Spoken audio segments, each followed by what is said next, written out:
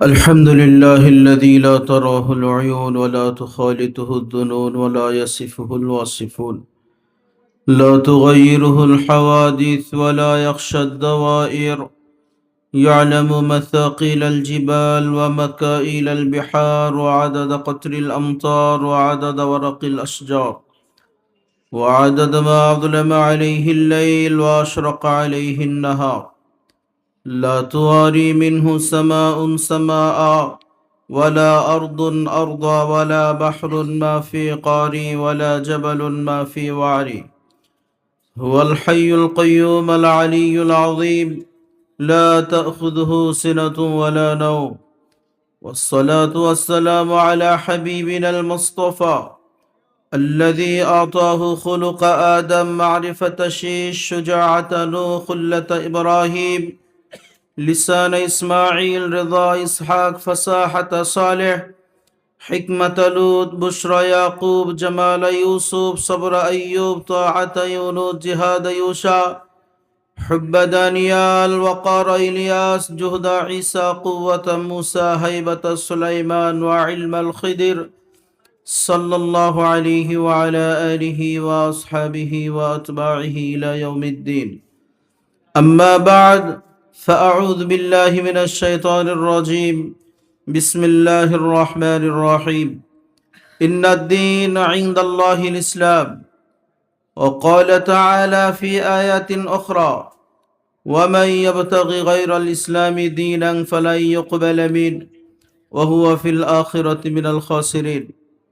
وقال رسول الله صلى الله عليه وسلم: نحن الآخرون السابقون يوم القيامة. وقال شفيع البشر صلى الله عليه وسلم: أخلص دينك يكفك العمل القليل. وقال سيد البشر صلى الله عليه وسلم: إن لكل نبي دعوة مستجابة يدعون بها في الدنيا، واختبعت دعوتي شفاعة لأمتي يوم القيامة، أو كما قال النبي صلى الله عليه وسلم। জয়নাল আবেদিন তালিমুল কোরআন মহিলা মাদ্রাসা ও চর বসন্ত এলাকাবাসীর উদ্যোগে দ্বিতীয় বার্ষিক ইসলাহি মাহফিলের সম্মানিত সভাপতি, সহসভাপতি, প্রধান অতিথি, বিশেষ অতিথি সহ আমন্ত্রিত ওলামা ইকরাম, আমার সামনে উপবিষ্ট দূর দূরান্ত থেকে আগত মুসলমান ভাইরা, আমার লাউড স্পিকারের আওয়াজ যতদূর যাইতেছে পর্দার অন্তরালে মা ও বোনেরা, আশা রাখি কোরআন ও হাদিস থেকে যতটুকুই তেলাওয়াত করেছি এটাকেই সামনে রেখে কিছু কথা বলার চেষ্টা করব। সাথে সাথে দোয়ার দরখাস্ত, আল্লাহ জাল্লে জালালুহু আম্মা নাওয়ালুহু আমাকে, আপনাদেরকে, সমগ্র দুনিয়ার মুসলমানদেরকে সঠিক জিনিস বুঝে সঠিক জিনিসের উপরে আমল করার তৌফিক দান করুন। আমার আজকের বিষয়বস্তু সহি ঈমান, সহি আমল অর্জনের পদ্ধতি ও নামাজ। যে বিষয়গুলো দেওয়া হয়েছে আসলে গুরুত্বপূর্ণ কিছু বিষয় এখানে এসেছে। সহি ঈমান, সহি আমল যদি না থাকে, যত আমলই করা হোক না কেন ওটা আল্লাহর দরবারে কোনো মূল্য রাখে না। যত আমল করা হোক, যদি সেটা সহি না হয়, বিশুদ্ধ যদি না হয়, কোনোদিন ওই আমল আল্লাহর কাছে কোনো মূল্য রাখবে না। হাজারো আমল হইতে পারে, কিন্তু ওই আমল সঠিক পদ্ধতিতে যদি না হয় তাহলে ওই আমল আল্লাহর কাছে কোনো মূল্য রাখে না। যেমন একটা উদাহরণ দিই, পানি আর পেশাব দেখতে একই রকম, ঠিক না? কি বলেন? দেখতে তো একই রকম। কেউ যদি পানি দিয়ে ওযু করে 2 রাকাত নামাজ পড়ে, আশা করা যায় আল্লাহর দরবারে কবুল হবে তো হবে। যদি আল্লাহ ওইটাকে ওইভাবে কবুল করেন, হাদিসে আসছে আখলিস দীনাকা ইয়াকফিকাল আমালুল কলিল, হইতে পারে তার এই 2 রাকাত নামাজ খাঁটি হওয়ার কারণে এই অল্প আমলেই তার নাজাতের জন্য যথেষ্ট হয়ে যায়, যদি সহি হয়। যেহেতু পানি দিয়ে ওযু করছে। আবার দেখতে একই রকম, পেশাব দিয়ে যদি ওযু করা হয় তাহলে 2 রাকাত কেন, 1000 রাকাত নামাজ যদি পড়া হয় তাহলে ওই নামাজ কি কবুল হওয়ার সম্ভাবনা আছে? কবুল হবে কোনোদিন? সমস্যা কি? দেখতে তো একই রকম, ওই পদ্ধতি ভুল হইছে, ঠিক না? পদ্ধতি তো ভুল। ওযু করতে হইতো পানি দিয়া, সেটা দিয়েছে পেশাব দিয়া। পদ্ধতি ভুল হওয়ার কারণে, ওইখানে পদ্ধতি সহি হওয়ার কারণে এক আমল নাজাতের ওসিলা হইতে পারে। পদ্ধতি ভুল হওয়ার কারণে হাজারো আমল আল্লাহর কাছে কোনো মূল্য রাখবে না। কি বলেন? এই জন্য আমল এবং ইমান দুইটাই সহি হইতে হবে। যদি আমল ইমান যদি সহি হয়, ওই সহি ইমানের পাওয়ার আছে। ইমান যদি সহি হয়, বিশুদ্ধ হয়, ওই ইমানের পাওয়ার আছে। এমন পাওয়ার, এমন পাওয়ার, যদি ইমান সহি হয় তাহলে আপনি জালেম বাদশার সামনেও ইমানের ঘোষণা দিতে কোনো দ্বিধাবোধ করবেন না। এটা কোনো ব্যাপার না। একটা হাদিস শুনেছিলেন, যেখানকারই হোক, যত নিম্নমানের হোক না কেন, ইমান যদি খাঁটি হয়, যত বড়ই জালেম হোক না কেন, তার সামনে ইমানের ঘোষণা দেওয়া কোনো ব্যাপার না। মুস্তাদরাকে হাকিমের মধ্যে একটা হাদিস নিয়ে এসেছে। মুস্তাদরাকে হাকিমে আল্লাহর হাবিব সাল্লাল্লাহু আলাইহি ওয়াসাল্লাম বলেন, আব্দুল্লাহ ইবনে আব্বাস রাদিয়াল্লাহু তাআলা আনহু থেকে riwayat, আল্লাহর হাবিব বলেন, ফালাম্মা উসরিয়া বি, যখন আমি মিরাজ যাইতেছি, মিরাজে যাওয়ার সময় বাইতুল মুকাদ্দাসের সামনে ওখানে দাঁড়ায় গেছি। জিবরাইল বলতেছেন, ইয়া রাসূলুল্লাহ, দাঁড়াইলেন কেন? পথ অনেক দূরে যাইতে হবে, গন্তব্য অনেক দূরে, ওই পর্যন্ত যাইতে হবে।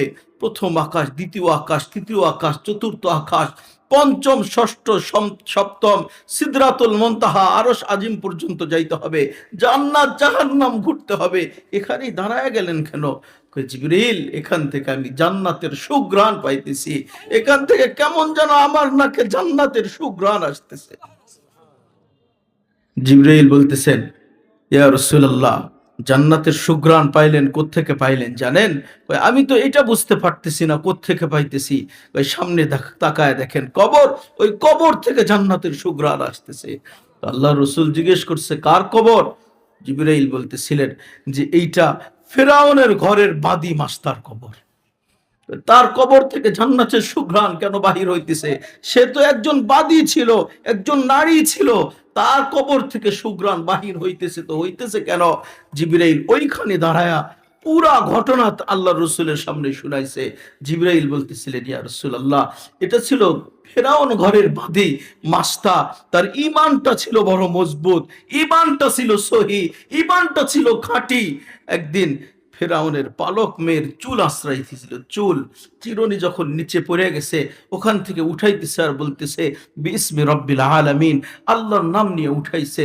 ফেরাউনের মেয়ে বলতেছিলে, কোন রবের নাম নিলি? মাস্তাকে জিজ্ঞেস করছে, আইয়ি রব্বিন সাম্মাইতি, কোন রবের নাম নিছস? আমার পিতা কি বড় খোদা না? আমাদের পিতা কি বড় আল্লাহ না? বড় খোদা না? তো মাস্তা তো জোশে ছিল, জোশে, ভিতরে তো বারুদ ছিল, বারুদ। যখন মেসের কাঠি লাগছে, সাথে সাথে তো ওইখানে বিস্ফোরণ ঘটছে। মাস্তা বলতেছে, কিসের তোমার বাবা বড় খোদা? তোমার বাবা তো 2 নাম্বার, তো কোন রবের নাম নিলি? মাস্তা বলতেছে, এটা আমার রব, রব্বি ও রব্বুক, তোমারও রব ও রব্ব আবুক, তোমার বাপেরও রব। যখন বলছে, ফেরাউনের মেয়ে তো তেলে বাগুনে জ্বলে উঠছে, দৌড়ায় গেছে বাপের কাছে। বাপ তো মিটিং এ ছিল, ওই জায়গায় যে হাটে হাড়ি ভাঙলে যেমন হয়, সমস্ত মিটিং এর মানুষের সামনে যে জিজ্ঞেস করছে, আবি আলাস্তা রব্বুনাল আলা, ও আমার পিতা, আপনি কি বড় খোদা না? হ্যাঁ, আমি তো বড় খোদা, কিন্তু আমাদের ঘরের বাদী মাস্তা যে অন্য রবের খবর দিল, অন্য প্রভুর খবর দিল। ওই কোন রবের খবর দিল? ওই এমন রবের খবর বলছে, সে নাকি আমারও রব, তোমারও রব, কুল কায়নাতের রব আল্লাহ। মাস্তাকে ডাকো। মাস্তাকে যখন ডাকছে, কোন রবের খবর দিছ? আই রব্বিন আখবারতি, কোন রবের খবর দিছ? তো মাস্তা দেখছে এখন ইমান লুকায়া লাভ নাই, ধরা তো পড়ে গেছি, সামনে সামনে পড়ে গেছি, এখন আর ইমান লুকায়া লাভ নাই। মাস্তা বলতেছে কোন রবের খবর দিছি এটা তুমি বুঝি জানো না? তুমিও তো মাঝে মাঝে যখন আটকায়া যাও, মানুষের সামনে দাবি করো বড় খোদা, কিন্তু যেই জায়গায় আটকায়া যাও, তুমি তো রাতের অন্ধকারে গভীর রাত্রে ওই মালিকের কাছে হাত উঠায়া চায় নাও। আর চিনো না এখন ওই রবকে, এখন চিনতেছো না, আমার কাছে পরিচয় জানতে চাইতেছো? তো মাস্তা এত বড় জালেম ফেরাউনের সামনে রবের পরিচয় দিয়ে দিছে, ভিতরে ইমান খাঁটি ছিল, ইমান। তো ইমানের পাওয়ারে রবের পরিচয় দিতে সাল বলতেছে ওটা এমন রব, রব্বি, ওটা আমার রব, হুয়ার রহমানুর রহিমুল মালিকুল কুদ্দুসুস সালামুল মুমিনুল মুহাইমিনুল আজিজুল জব্বারুল মুতাকাব্বিরুল খালিকুল বারিউল মুসাব্বিরুল গফফারুল قهارul وهابul রাজ্জাকুল ফাত্তাহুল হালিমুল কাবিদুল বাসিতুল খাফিদুর রাফিউল মুইজ্জুল মুজিল্লুস সামিউল বাসির আল হাকামুল আদলুল লতিফুল খবীর আল হাফিজুল মুকিতুল হাসিবুল জলিলুল করিমুর রাকিবুল মুজিবুল ওয়াসি' আল হাকিমুল ওয়াদুদুল মাজিদুল বাঈদুশ শাহীদ আল হকুল ওয়াকিল আল কবিয়ুল মতিন আল মুহসি আল মুবদি আল মুহয়ি আল মুমিত আল হাইয়ুল কাইয়্যুম আল ওয়াজিদ আল মাজিদ আল ওয়াহিদ আল আহাদ আল সামাদ আল কাদির আল মুকতাদির আল মুকদ্দম আল মুআخر আল আউয়াল ওয়াল আখির ওয়াল যাহির ওয়াল বাতিন আল ওয়ালি আল মুতআলি আল বররু আল তাওয়াব আল মুনঈম আল মুনতাকিম আল আফু আর রাউফ মালিকুল মুলকি যুল জালালি ওয়াল ইকরাম আল মুকসিত আল জামি আল গনি আল মুগনি আল মানি আল দার আল নাফি আল নূর আল হাদি আল বাদি আল বাকি আল ওয়ারিস আর রশিদ আল সবুর জাল্লে জালাল। এটা আমার রব, হুয়া রব্বি, এটা আমার রব, ওয়া রব্বুক তোমার রব, ওয়া রব্বু বিনতিক তোমার মেয়ের রব, ওয়া রব্বু কুল্লু শাই, কুল কায়নাতের রব এক আল্লাহ। যখন ফিরাউনের সামনে রবের পরিচয় দিছে, এত বড় ফিরাউন, এত বড় জালেম, তার সামনে রবের পরিচয় দিতে পারছে শুধু ঈমান খাঁটি হওয়ার কারণে, তার সামনেও রবের পরিচয় দিতে দ্বিধাবোধ করে নাই। ফিরাউন বলতেছে এর পরিণাম জানো? এর পরিণাম হবে ভয়াবহ। যেমন ইচ্ছা তেমন তুমি ফয়সালা করতে পারো, বিচার যেমন ইচ্ছা তেমন করতে পারো, বিচার বিভাগ তোমার হাতে, বিচারক তোমার কথায় ওঠে আর বসে, প্রশাসন তোমার হাতে, যেমন ইচ্ছে তেমন বিচার করতে পারো, আমার কোনো পরোয়া নাই, আমাকে জেলে নিবা নাকি আয়না ঘরে নিবা কোনো পরোয়া করি না, যেমন ইচ্ছা তেমন তুমি বিচার করতে পারো। ওই আল্লাহর উপরে ঈমান আনছি, ওই আল্লাহ থেকে ঈমান সরাইতে পারবো না। ফিরাউন বলতেছে এখনো সময় আছে, আমার উপরে ঈমান আনো, ওই রবের ঈমান ছাড়ো, ওই কোশ্চিন কালেও না, ওই পরিণাম ভয়াবহ হবে, যেমন ইচ্ছা তেমন তুমি করতে পারো। ফিরাউন বলতেছে মাস্টার 3 সন্তান, কলিজার টুকরা 3টা সন্তান, একটা তো বকের দুধ খাওয়া সন্তান, ছোট্ট বাচ্চা, 3 জনকে নিয়ে আসছে, চুলা জ্বালাইছে, ডেকসি উঠায় দিছে, তেল গরম করছে, যখন টকবক টকবক করে তেলগুলো টকবক করতেছে, ফেরাউন বলতেছে মাস্তা এখনো সময় আছে, যদি আমার উপর ঈমান আনো, ওই রবের ঈমান ছাড়ো, তাহলে তুমিও বাঁচবা, সন্তানরাও বাঁচবে। যদি আমার উপর ঈমান না আনো, রবের ঈমান যদি তুমি না ছাড়ো, তাহলে তুমিও যাবা, সন্তানরাও যাবে। ফাকদিমা আনতা কাদ, কোনো পরোয়া নাই, যেমন ইচ্ছা তুমি করতে পারো। যখন মাস্টার কলিজার টুকরা সন্তান পকেট থেকে সিনা আনিয়া উত্তপ্ত গরম তেলে যখন ছাড়তে দেরি, হাড্ডি মাংস আলাদা হইতে দেরি হয় না। রূহ উঠতেছে আর বলতেছে উম্মি উম্মি লা তাখাফি ওয়া লা তাহজানি, ও আবার মা তুমি আমার বিচ্ছেদে ব্যথিত হয়ো না, ফিরাউনকে দেখা ভয় পাইও না, ইন্নাকা আলাল হক, তুমি তো হকের উপরে আছো, সানাজমাউ ইনশাআল্লাহ ফিল জান্নাহ, সময়ের ব্যবধান, তোমার আর আমার দেখা হবে জান্নাতে ইনশাআল্লাহ। ও মেরে দোস্ত, খোদার কসম যদি ওই পরীক্ষা আমার দিতে হইতো, ঈমান রাখতে পারতাম না। খাঁটি ঈমান কেমন মজবুত হইতে পারে, সহি ঈমানের পাওয়ার কেমন হইতে পারে। আজকে আমাদের ঈমান সহি না হওয়ার কারণে, খাঁটি না হওয়ার কারণে, না পুরুষরা নামাজ পড়ার জন্য মসজিদে যাইতে পারে, না যুবকরা রসুলের সুন্নত দাড়ি রাখতে পারে, না নারীরা পর্দা করতে পারে। কিছুই নেই আমাদের মধ্যে, শুধু কারণ একটাই, আমার ঈমান সহি না, ঈমান বিশুদ্ধ নাই, বিদায় আমার এই ঈমানের কোনো পাওয়ার নাই। ইমানের কোনো পাওয়ার নাই আমার। যদি ইমানের পাওয়ার থাকতো তাহলে আমার এলাকার কোন নারীরা বেপরোয়া হয়ে বাহির হইতো না। কোন প্রাপ্তবয়স্ক পুরুষ মালিক প্রতিদিন 5 বার ডাকতেছে, কোন প্রাপ্তবয়স্ক পুরুষ নামাজ ছাড়া ঘরে থাকতে পারতো না। আমি তো মাঝে মাঝে বলি, আমাদের ঈমান তো কচু পাতার পানি। কি বলেন? কচু পাতার পানি। যে ঈমান আমাকে মসজিদ পর্যন্ত ঢুকাইতে পারলো না, ওই ঈমান আমাকে কিভাবে জান্নাত পর্যন্ত ঢুকাবে? কি বলেন? আমার কথা বুঝতেছেন আপনারা? হ্যাঁ, মনে হইতেছে তো ঘুমাইয়ে গেছেন। আপনাদের আগে আমার ঘুমানোর কথা, ঠিক না? আমি লম্বা জার্নি করে আসছি, আবার লম্বা জার্নি করে যাব। আপনারা এখান থেকে উঠা ঘরের দরজা বন্ধ করবেন, লেপ মুড়ি দিবেন, কম্বলটা লাগাবেন, ঘুমাইয়া যাবেন। আমার তো লম্বা সফর করতে হবে, তো সেই হিসাবে আপনাদের আগে আমার ঘুমানোর কথা, ঠিক না? আপনাদের আগে আমার ক্লান্ত হয়ে যাওয়ার কথা। আমি মনে করতেছি আপনারা আমার কথা বুঝতেছেন কি না। যদি বোঝেন তো আওয়াজ দিলে বুঝবো যে না বুঝতেছেন, আর যদি চুপ থাকেন তো বুঝবো না কোনো কথাই আমি বুঝাইতে পারতেছি না। তো যেটা বলতেছিলাম আমি, যে ঈমান আমাকে মসজিদে প্রবেশ করাইতে পারলো না, যে ঈমান আমাকে মসজিদ পর্যন্ত নিয়ে যাইতে পারলো না, ওই ঈমান আমাকে জান্নাত পর্যন্ত নিয়ে যাইতে পারবে না। যে ঈমান আমাকে রাসূলের সুন্নাত দিয়ে সাজাইতে পারলো না, ওই ঈমান কোনোদিন রাসূলের শাফাআতের উপযুক্ত হবে না কোনোদিন। আমরা তো বসে আছি রাসূলের শাফাআত পাবো। খোদার কসম, কিয়ামতের দিন রাসূলের শাফাআত ছাড়া এক কদম কেউ সামনে যাইতে পারবে না। রাসূলের শাফাআত ছাড়া এক কদম সামনে যাইতে পারবে না। রাসূল যদি পক্ষে না থাকে, রাসূল যদি বিপক্ষে চলে যায়, ওকে জাহান্নামে যাওয়া আর কেউ রুখতে পারবে না। সে জাহান্নামে যাবেই যাবে। রাসূল যদি বিপক্ষে যায়, আর কেউ তাকে বাঁচাইতে পারবে না। আমি রাসূলের সুন্নাত দিয়ে নিজেকে সাজাইতে পারলাম না, ওই রাসূলের শাফাআতের আশায় বসে আছি। বড় আফসোস। আজকে ওয়াজ তো কম হইতেছে না, ঠিক না? ওয়াজ কম হয়। প্রত্যেকটা মসজিদে মসজিদে ওয়াজ, মাদ্রাসায় মাদ্রাসায় ওয়াজ, অলিতে গলিতে ওয়াজ, বাজার কমিটির উদ্যোগে ওয়াজ, যুব সমাজের উদ্যোগে ওয়াজ, বাস স্ট্যান্ড কমিটির উদ্যোগে ওয়াজ।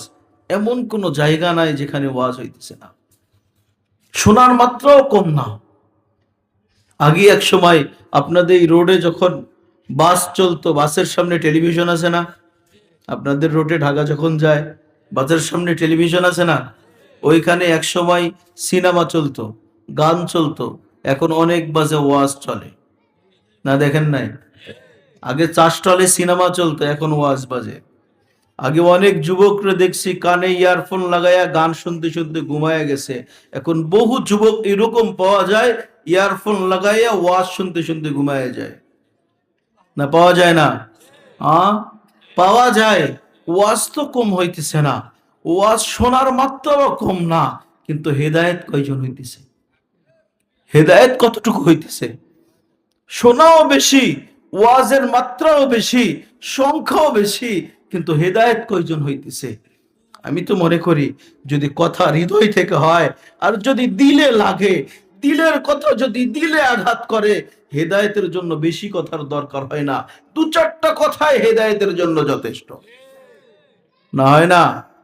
একটা হাদিস শুনে দিই আপনাকে, কিতাবের একটা ঘটনা। বনি ইসরাইলের এক যুবক, কিফিল নামের যুবক, প্রতি রাত্রে নারীর পিছনে 60 লাখ টাকা খরচ করত। প্রতি রাত্রে। একদিন আর নারীকে নিয়ে আসছে, বলতেছে তুই রেডি হ, আমি রেডি হয়ে আসতেছি। কিফিল যখন ঘরে ঢুকছে, ওই নারী ঘরের কোনায় চোখের পানি ঝরাইয়া কাঁদতেছে। জিজ্ঞেস করছে কাঁদিস কেন? তোকে তো জোর করে ধইরা নিয়ে আসি নাই, টাকার বিনিময়ে আসছিস, স্বেচ্ছায় আসছিস, কাঁদিস কেন? তো ওই নারী চোখের পানি ঝরাইয়া বলতেছে, দেখ কিফিল, আমি কোনো বাজারি মহিলা না, আমি কোনো খারাপ কাজের মহিলা না। আজকে আমার অভাব তোর হাতে উঠায় দিছে, আজকে অভাব তোর কাছে আমাকে নিয়ে আসছে। খোদার কসম, আমি কোনো বাজারে নারী না। কিফিল বলতেছিল, তারপরে ও টাকার বিনিময়ে আসছিস, আমি তো তোকে জোর করে ধরে নিয়ে আসি নাই, কাঁদিস কেন? তো বলতেছিল কিফিল দেখ, আজকে অভাবের কারণে যদি তোর সাথে অপকর্ম করি, আমি তো ভাবতেছি আজকে যদি গুনাহ করি, এই গুনার চেহারা আগামী কালকে এই চেহারা মালিককে কিভাবে দেখাবো, আমি এই চেহারা মালিককে কিভাবে দেখাবো। ও মেরে দোস্ত, যদি চর বসন্ত এলাকার যুবকরা যদি এতটুকু ভাবতো গুনাহ তো করতেছি, এই গুনার চেহারা মালিককে কিভাবে দেখাবো। যদি বৃদ্ধ ভাবতো বৃদ্ধ হয়ে গেছি, আল্লাহ রসুল বলছেন যার 40 বছর পার হয়ে গেল এখনো খারাপের চাইতে ভালো আমল বেশি হয় না, ভালো আমলের চাইতে খারাপ আমল বেশি হয়, সে যেন দুনিয়া থাকা অবস্থায় জাহান্নামের টিকিট হাতে নিয়ে যায়। এখন একটু চিন্তা করেন, কতজনের 40 পার হয়ে গেছে, কতজনের 40 বছরে পার হয়ে গেছে, কতটুকু নেক আমল করতেছি, কতটুকু বদ আমল করতেছি। যদি 40-এর পরেও যদি নেকের চাইতে খারাপই বেশি হয়, বদই বেশি হয়, আল্লাহ রাসূল বলেন মান জাওয়াজাল 40 ফালাম ইয়াগলিব খায়রুহু শাররা, যদি 40 পার হয়ে গেল তারপরও খারাপের চাইতে নেক বেশি হইতেছে না, নেকের চাইতে খারাপ আমল বেশি হইতেছে, ফালইয়াতাজাহাজ ইলান নার, সে যেন দুনিয়া থাকা অবস্থায় জাহান্নামের টিকিট হাতে নিয়ে যায়। একটু চিন্তা করি মেরে দোস্ত, কতজনেরই না 40 পার হয়ে গেল এখনো অজু জানি না, কতজনের 40 পার হয়ে গেল ঈমান সহি শিখলাম না, কতজনেরই 40 পার হয়ে গেল এখনো সহি নামাজ পড়তে পারি না, রুকু ঠিক হইলে তো সেজদা ঠিক হয় না, সেজদা ঠিক হইলে রুকু ঠিক হয় না, কেরাত ঠিক হয় না, রুকুর তাসবিহ ঠিক হয় না, এখনো সহি নামাজই পড়তে পারি না। 40 পার হয়ে গেছে, তো ওই নামাজের কি মূল্য আছে আল্লাহর কাছে? যদি নামাজ সহি নাই হইলো আমার জীবনের কি মূল্য আছে? এই জন্য 40 পার হয়ে যাওয়ার পরেও যদি সহি আমল না হয়, সহি ঈমান যদি না হয়, তাহলে আল্লাহ রাসূল বলেন সে যেন দুনিয়া থাকা অবস্থায় জাহান্নামের জন্য প্রস্তুতি নিয়ে যায়। এই জন্য মেরে দোস্ত, কত 40-ই পার হয়ে গেল এখনো আমরা ভাবতেছি না, এখনো গুনাহ হইতেছে, এই গুনার চেহারা মালিককে কিভাবে দেখাবো, এই গুনার চেহারা কিভাবে দেখাবো? যদি আমার মা বোনরা এতটুকু ভাবতো আমি বেপর্দা করতেছি, বেপর্দার কারণে আমিও গুনাহগার হইতেছি, কত যুবককে গুনাহগার বানাইতেছি, কত পুরুষকে গুনাহগার বানাইতেছি, যে গুনার কাজের মধ্যে লিপ্ত, যদি আমি আজকে রাতে এই দুনিয়া থেকে বিদায় নেই, এই গুনার চেহারা মালিককে কিভাবে দেখাবো? এতটুকু যদি ভাবতাম, আমার মনে হয় যদি যুবক ভাবতো, যুবতী ভাবতো, নারী ভাবতো, পুরুষ যদি এতটুকু ভাবনা নিয়ে এখান থেকে উঠতো, আমার মনে হয় চর বসন্ত এলাকার 80% অপরাধ কমে যেত। কি বলেন, কমবে না?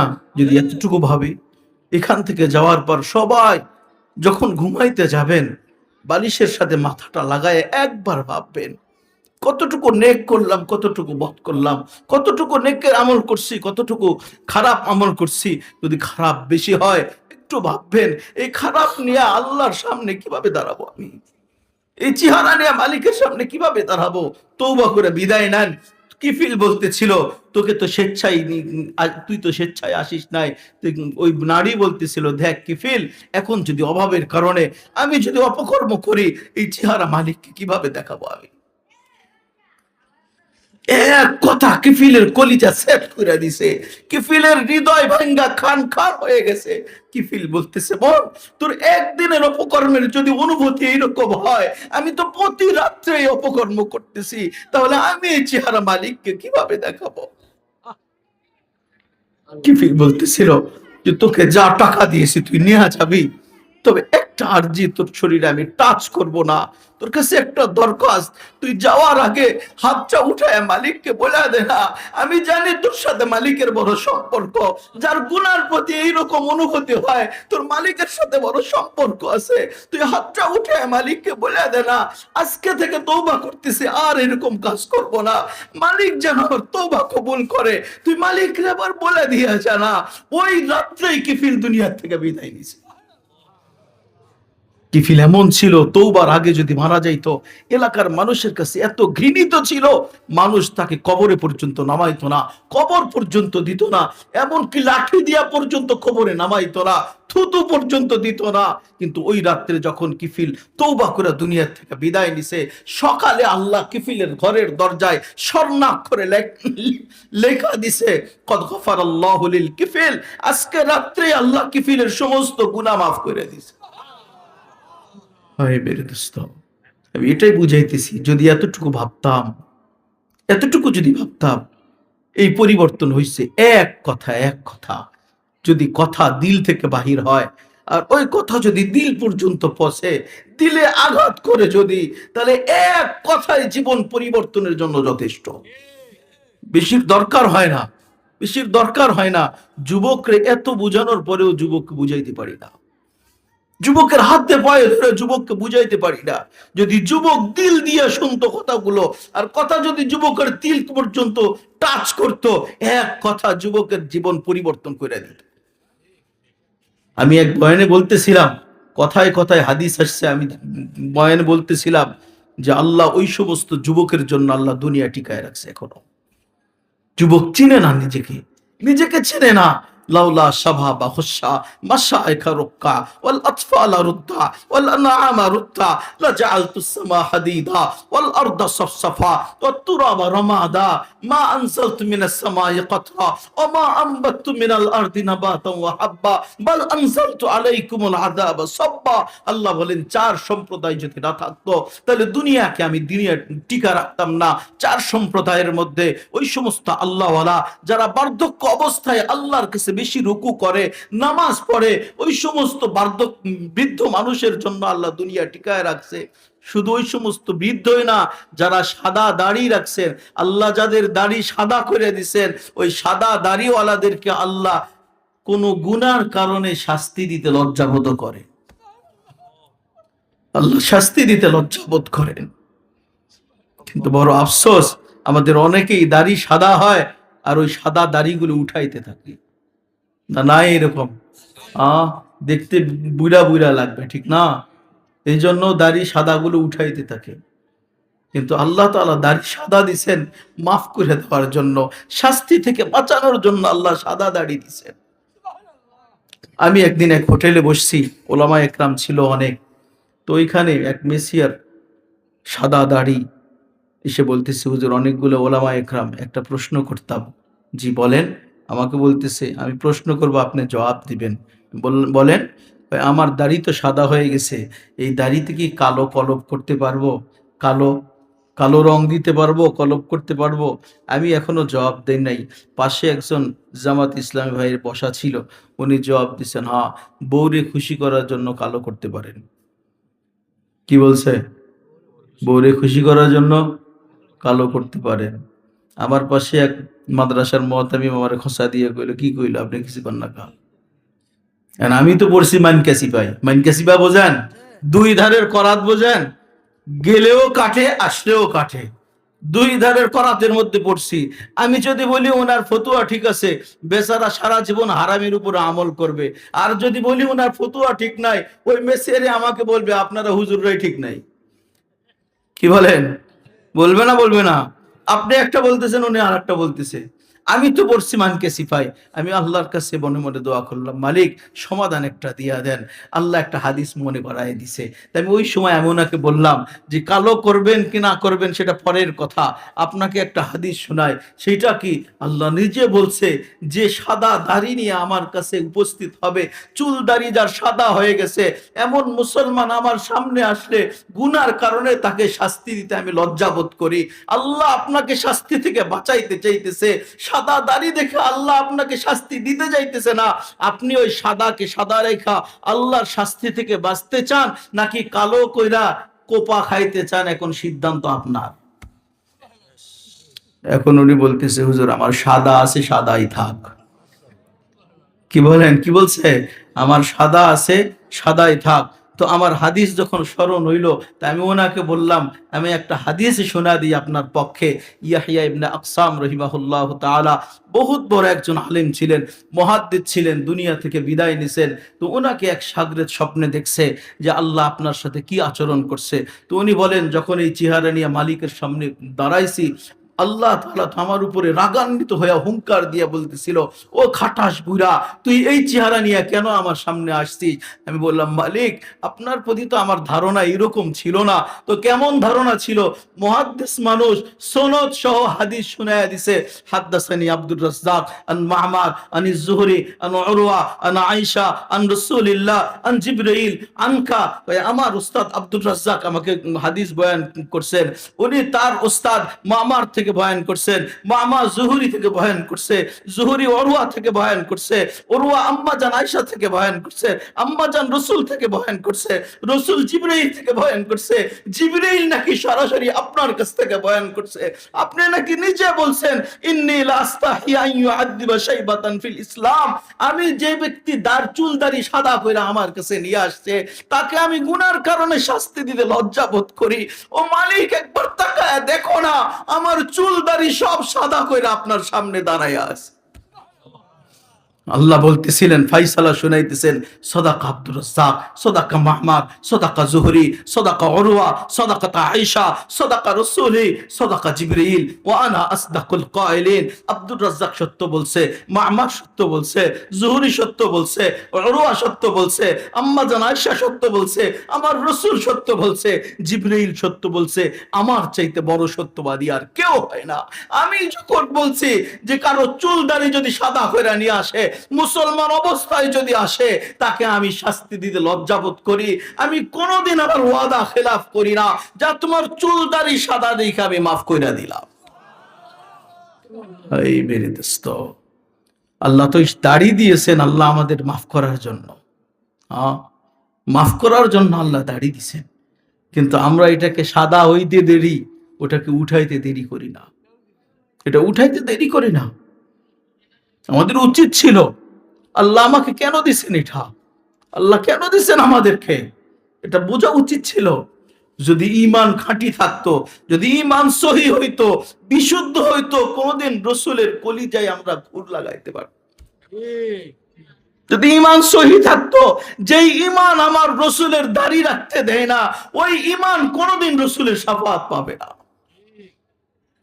রাসূলের সুন্নতি যদি না পালন করতে পারলাম, রাসূলের সুন্নতি যদি আমার ভিতরে না আসলো, আমি কিসের ভিত্তিতে রাসূলের সুপারিশের আশায় বসে আছি, শাফাআতের আশায় বসে আছি? আল্লাহ তাআলা আমাদেরকে এটাই বোঝানোর জন্য আমি বলতেছিলাম যে আমাদের কত মানুষ তো বৃদ্ধ হয়ে গেল, 40 পার হয়ে গেল, তারপরে এখন দাড়ি রাখতে পারতেছি না, গুনাহ ছাড়তে পারতেছি না। যুবক যৌবন আসছে তো এখন জেনার মধ্যে লিপ্ত, কেউ বা চোখের জেনা, কেউ বা মুখের জেনা, কেউ বা কানের জেনা, কেউ বা হাতের জেনা, কেউ বা তো সরাসরি জেনা করতেছে। কি বলেন? আমার ঈমান যদি ওইখান থেকে আমাকে বাঁচাইতে না পারলো, আমার ঈমান যদি গুনাহ থেকে বাঁচাইতে না পারলো, তো আমার ঈমান কোনোদিন জান্নাত পর্যন্ত নিয়ে যাইতে পারবে না। এই জন্য এটাই আমি বুঝাইতেছিলাম যে যদি ঈমান খাঁটি হয়, ঈমান যদি খাঁটি হয়, ওই কথা থেকে আমি বাহির হয়ে গেছি যে পুরো যদি ঈমান খাঁটি হয়, জালেম বাদশার সামনে ঈমান ব্যবহার করতে, ঈমান প্রকাশ করতে দ্বিধাবোধ করবে না। মাস্টার ওই কথা থেকে বাহির হয়ে গেছি।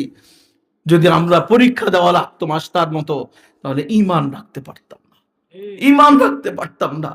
মাস্টার তখন বলতেছিল যে প্রথম সন্তান যখন চলে গেছে, তখনও বলতেছিল যে তোমার উপর ঈমান আনবো না, আল্লাহর উপর ঈমান আনছি।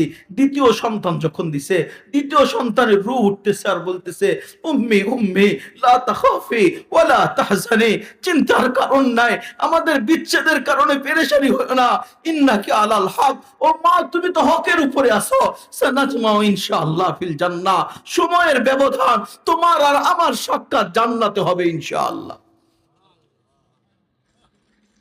যখন চলতেছিল, তৃতীয় সন্তান দেওয়ার সম্মুখীন চলে আসছে, মাস্টার আল্লাহর দিকে তাকায় চোখের পানি জড়াইতেছে, ফিরআউন মনে করছে দুই সন্তান দুনিয়া থেকে বিদায় নিছে, মায়ের চোখের সামনে বিদায় নিতেছে, মনে হয় মন নরম হয়েছে, আমার উপরে ঈমান আনবে।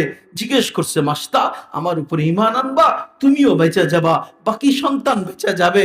যদি আমার উপরে ঈমান না আনো তাহলে অবস্থা এরকম চলতে থাকবে। মাস্তা বলতেছো কোনোদিনও তোমার উপরে ঈমান আনবো না। তো চোখের পানি ঝরাও কেন? কয় আমি আল্লাহর কাছে ফরিয়াদ জানাইতেছি, আল্লাহর কাছে আরজি পেশ করছি, মালিক এরকম হাজারো ফেরাউন যদি নারাজ হয়ে যায়, এরকম হাজারো সন্তান থাকলে আমার যদি কুরবানি দেওয়া লাগে, তারপরও আমার কোনো পরোয়া নাই। ও মালিক তুমি যেন আমার উপরে নারাজ না হয়ে যাও। মেরে দোস্ত, ইমানের পাওয়ার দেখেন, পাওয়ার, সহি ইমানের পাওয়ার কতটুকু। আমাদের তো দাঁড়িয়েও রাখতে দেয় না ইমানের পাওয়ারে, না নারীরা আমাদেরকে পর্দার মধ্যে ঢুকাইতে পারল।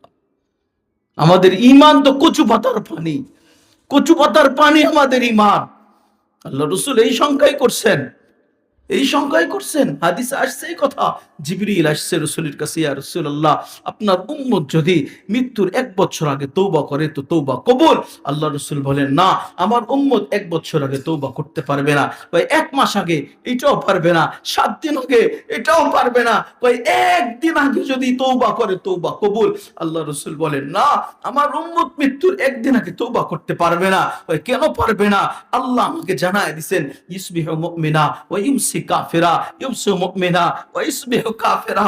আমার উম্মতের এমন একটা সময় আসবে, সকালের মুমিন বিকালে কাফের হওয়া স্বাভাবিক হবে, বিকালের মুমিন সকালে কাফের হওয়া স্বাভাবিক হবে। ওই সময় আমার উম্মত মৃত্যুর 1 দিন আগে তওবা কিভাবে করবে? পারবে না জিবরাইল, আমার উম্মত পারবে না। জিবরাইল আবার গেছে আল্লাহর কাছ থেকে জবাব নিয়ে আসছে, বলছে, ইয়া রাসূলুল্লাহ আল্লাহ নিজে বলছে, ইন্নাল্লাহা ইয়াকবালু তাওবাতা উম্মাতিক মা লাম ইউগারগির। আপনার উম্মতের কণ্ঠনালীতে রূহ আসার আগেও যদি তওবা করে, ওই সময় আল্লাহ আপনার উম্মতের তওবা কবুল করে নেবে। এই মেরে দোস্ত, আল্লাহ রাসূল তো ওই আশঙ্কাই করতেছিলেন, সময় এমন আসবে সকালের মুমিন বিকালে কাফের হবে, বিকালের মুমিন সকালে কাফের হবে। আমাদের ওই অবস্থায় চলতেছে, আমাদের কচু পাতার পানির মতো আমাদের ঈমান টলমল করতেছে, কখন যেন ঈমান হারায়া যায়। যদি এখনো ঈমান মজবুত না করি, সহি যদি করতে না পারি, এই ঈমান আমাকে জান্নাত পর্যন্ত পৌঁছাইতে পারবে না।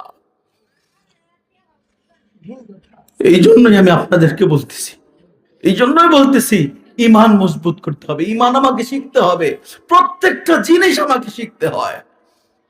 সহি ঈমান শিখা লাগবে, সহি আমল শিখতে হবে। মাস্তা বলতেছিল, ওই আল্লাহর দিকে তাকায় আছি, আল্লাহ যেন নারাজ না হয়ে যায়। ঈমানের পাওয়ার তো এরকম ছিল। যখন 3 সন্তান চলে গেছে, মাস্তাকে বলছে, ও মাস্তা এখন তোমার পালা, শেষ কোনো আরজি আছে, শেষ কোনো চাওয়া পাওয়া? 1 চাওয়া পাওয়া আছে, যদি পূর্ণ করো। ওই সেটা কি? আমাকেও যখন তেলের মধ্যে ডালবা, আমার হাড্ডি মাংস যখন আলাদা হবে, আমার হাড্ডিগুলো আর আমার কলিজার টুকরা সন্তানদের হাড্ডিগুলো এক জায়গায় কইরা এক কবরে দাফন কইরা দিবা, এটা তুমি মানবা? ওই হ্যাঁ, শেষ আরজি আমরা মানবো। মাস্তা এবং মাস্তার সন্তানদের কলিজার টুকরা সন্তানদের হাড্ডিগুলো এক কবরে দিয়া দাফন কইরা দিছে। আল্লাহ ওই মাস্তার কবর থেকে জান্নাতের সুঘ্রাণ জারি করে দিছে। আল্লাহ রাসূল ওই জায়গায় দাঁড়াইতে বাধ্য হয়েছে। জিবরিল বলতেছেন, দাঁড়াইলেন কেন? এইখান থেকে আমি জান্নাতের সুঘ্রাণ পাইতেছি।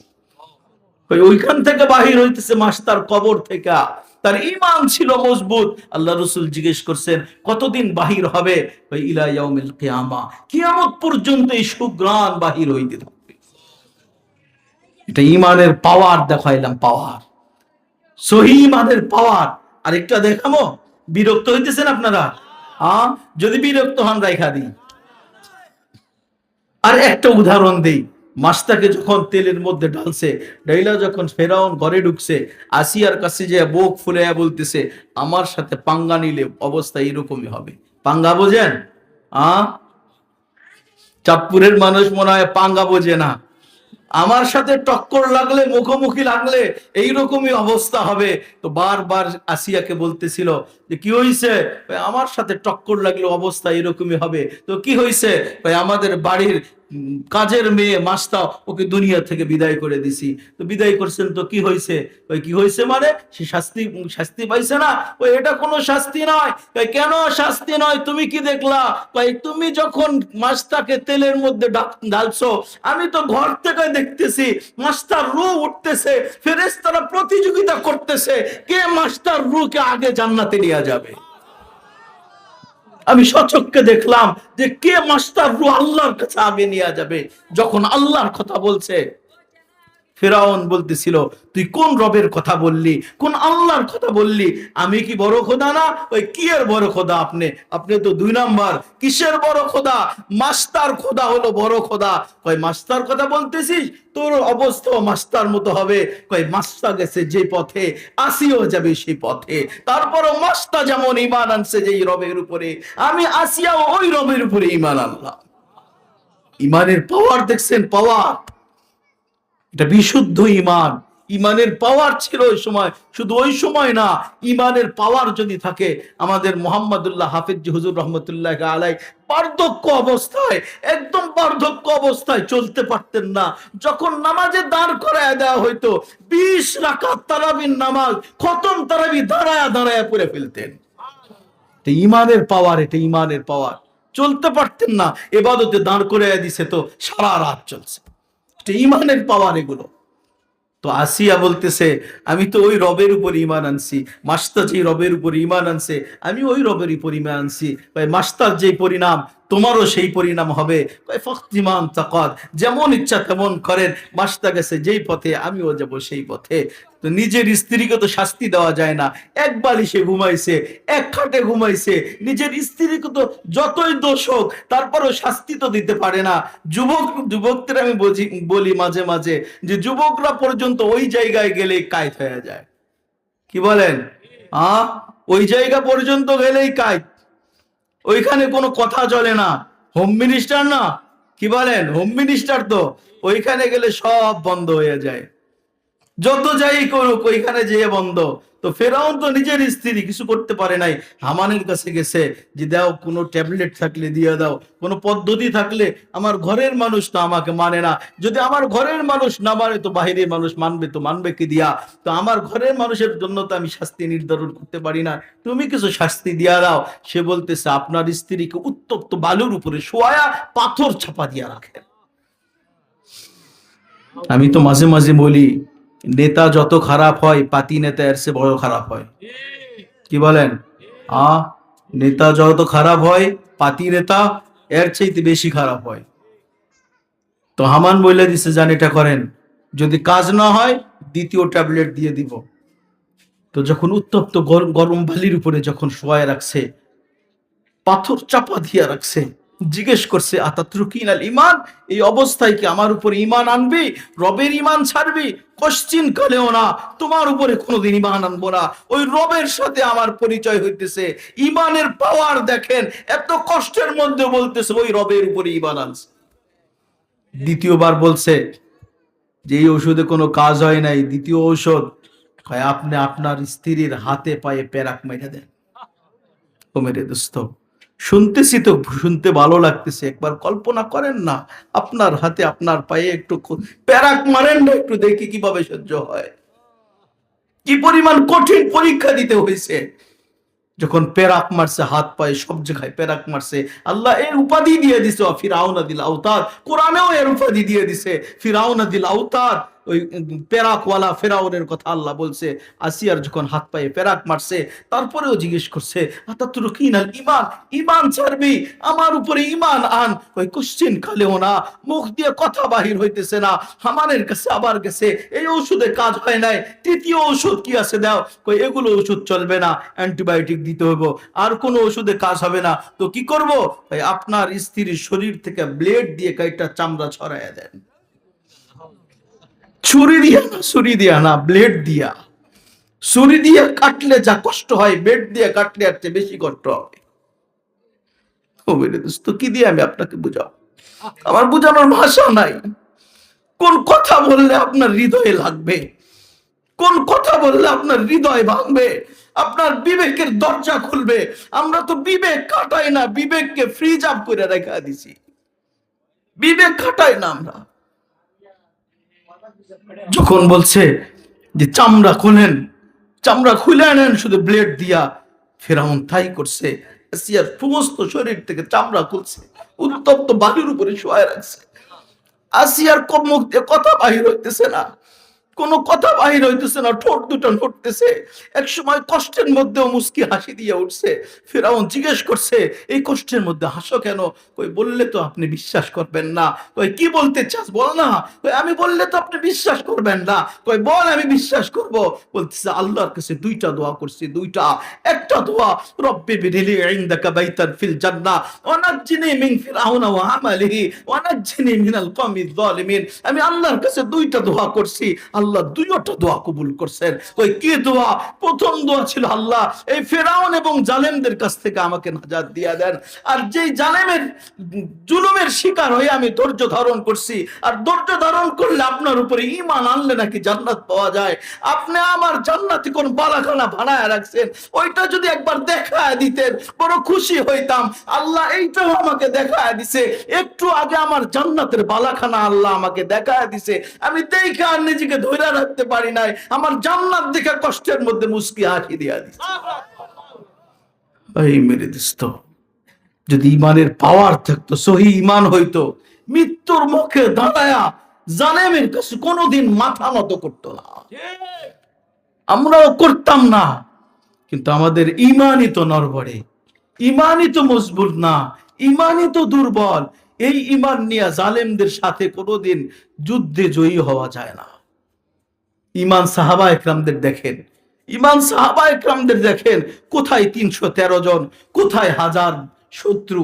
ওইখানে দাঁড়ায়া মিকদাদ রাদিয়াল্লাহু তাআলা আনহু ভাষণ দিয়েছিলেন, ইয়া রাসূলুল্লাহ নাহনু লা নাকুল, আমরা ওই কথা বলি না কামা ক্বালাত বানু ইসরাঈল লিমূসা, যেমন বনি ইসরাইল মুসা আলাইহিস সালামকে বলছিলেন ফাযহাব আনতা ওয়া রাব্বুকা ফাকাতিলা ইন্না হাহুনা কাঈদুন, আপনি আপনার প্রভু যে যুদ্ধ করেন, আমরা এখানে বসে তামাশা দেখি। ইয়া রাসূলুল্লাহ ওই ঈমান আমাদের না, আমাদেরকে তো সহিহ ঈমান শিখাইছেন, আমাদের ঈমানের পাওয়ার দেখেন। আমরা ওই কথা বলবো না, বরং আমরা তো এই কথা বলবো ফাযহাব আনতা ওয়া রাব্বুকা ফাকাতিলা ইন্না মাকুমা মুকাতিলুন। ইয়া রাসূলুল্লাহ আপনি আপনার রবকে নিয়ে যাবেন, আপনার রব যেদিকে আপনাকে আদেশ দিয়েছেন ওই দিকে আপনি আমাদেরকেও নিয়ে যান, আপনি যুদ্ধ করবেন, আমরা পিছপা হব না। আপনার সামনে থেকে, পিছনে থেকে, ডানে থেকে, বামে থেকে, সমস্ত দিক থেকে আমরা জিহাদ করব। যতক্ষণ পর্যন্ত দেহে এক ফোঁটা রক্ত আছে ততক্ষণ পর্যন্ত আমরা পিছপা হব না, আমরা জীবন দিতে প্রস্তুত আছি। ইমানের পাওয়ার, এটা ইমানের পাওয়ার।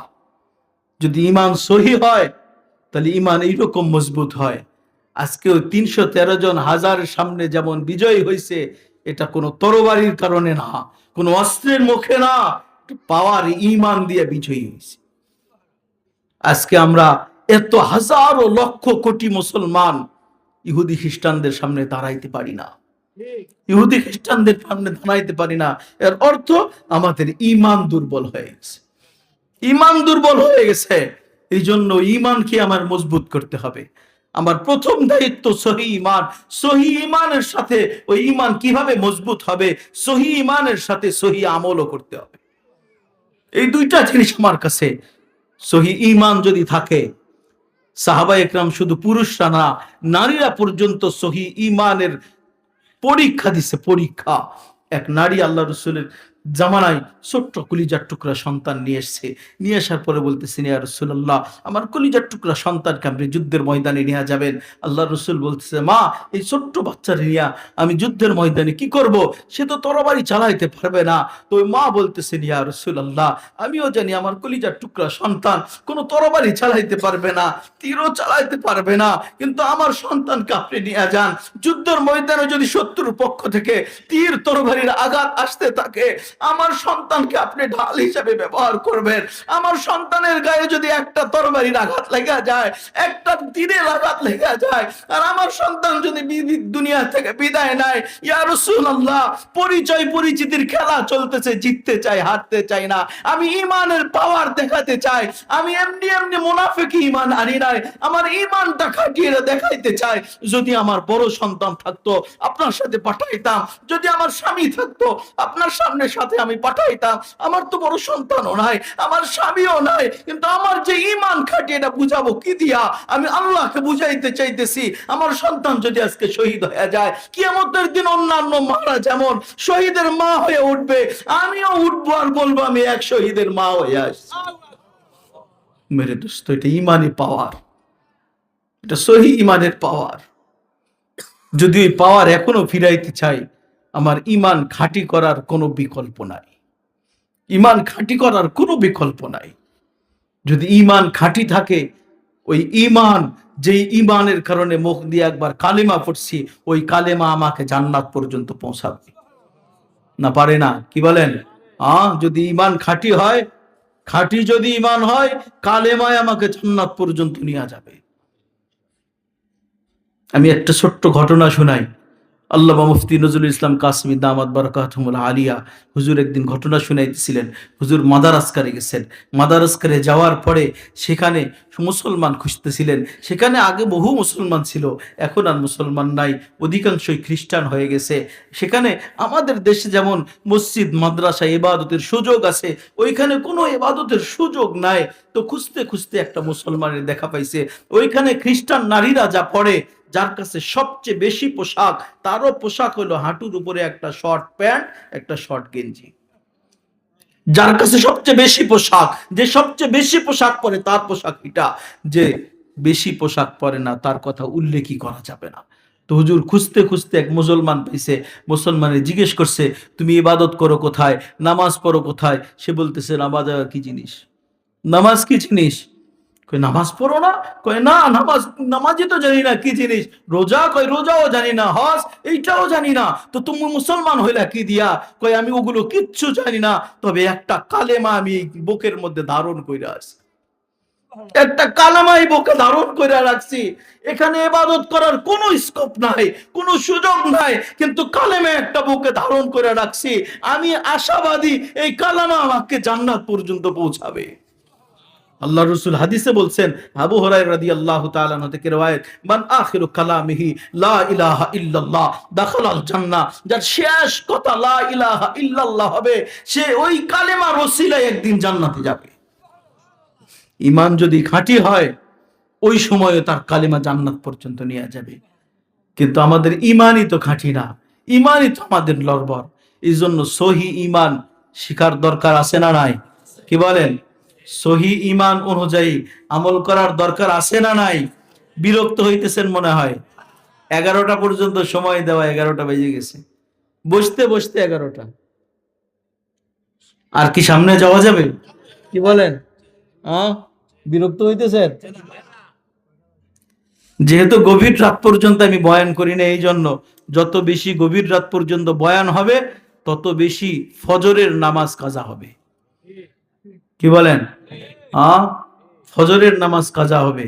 আমি মাঝে মাঝে বলি যে অনেক মানুষ বয়ান শুনতে আসে, এশার নামাজও পড়ে আসে নাই, না নাই? আবার এখান থেকে ফিরে যায়, এশার নামাজ পড়বে এই নিয়ত নাই। তাহলে ওই বয়ান শুনে লাভ কি? আমার সারা রাত বয়ান শুনে আমার লাভ কি? যে বয়ান আমাকে নামাজ থেকে দূরে রাখে।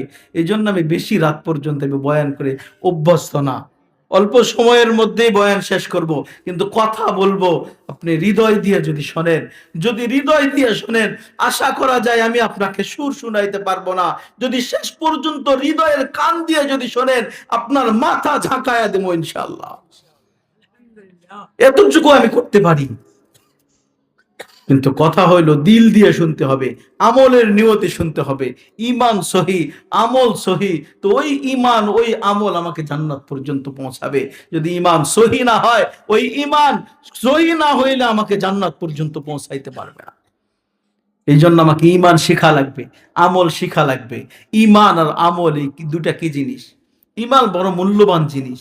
ইমান আল্লাহ তাআলার কাছে কোনোদিন আমি চাই নাই আই আল্লাহ আমাকে মুসলমানের ঘরে জন্ম দেন। চাইছিলাম?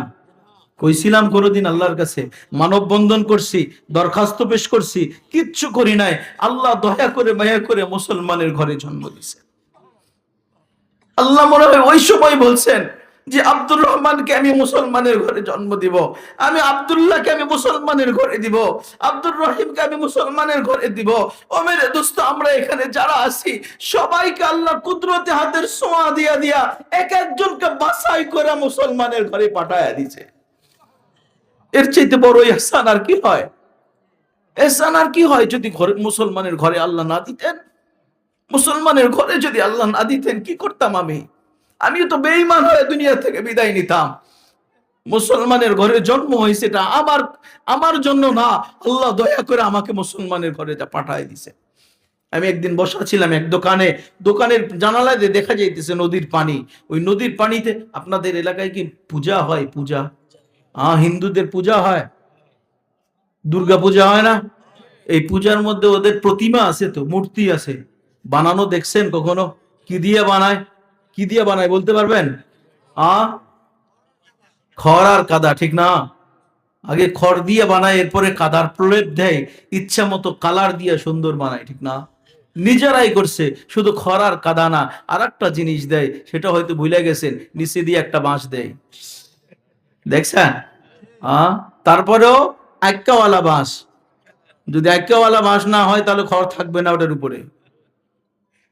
তো এটাকে আবার ইবাদত করে, ইবাদত করার পরে আবার এরা নিজেরাই ডুবায়। যদি সোজা ডুবাই শুদ্ধ হয় না, লাঠি দিয়ে ডুবায়। কি বলেন? নিজেরাই তো বানাইছে, নিজেরাই সব করছে, তারপরে নিজেরাই লাঠি দিয়ে ডুবাইলো। তো আমি নদীর মধ্যে তাকায় দেখি ওই রকম একটা প্রতিমা ডুবাইছে। ডুবানোর পরে পানি যখন লাগে, কাদা তো চলে যায়, থাকে কি? খড় থাকে আর ওই এক বাঁশ থাকে, আর তো কিছু নাই।